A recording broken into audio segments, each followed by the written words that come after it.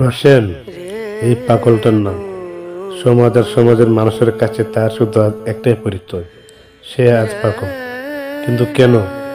সে তো কখনোই এমনটা ছিল না। সে কবিতা নামে একটি মেয়েকে ভালোবেসেছিল। হঠাৎ তার জীবনে একটি জ্বর আসে, আর সেই জ্বরে কেড়ে নেয় তার ভালোবাসা মানুষ কবিতাকে। সেই থেকে বদলে যায় রোশেন, হয়ে গেল পাগল। এই সেই রুবেল ভাই।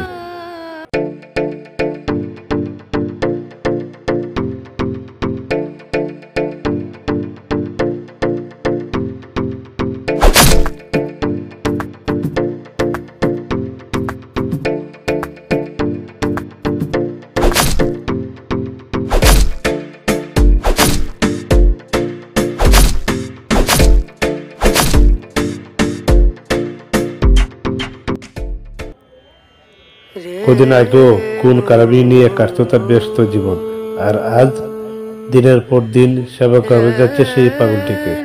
কিন্তু কেন? কেন তার সেই বদলে যাওয়া? কি আছে তার পেছনের গল্পে, যা আমরা কেউ জানি না?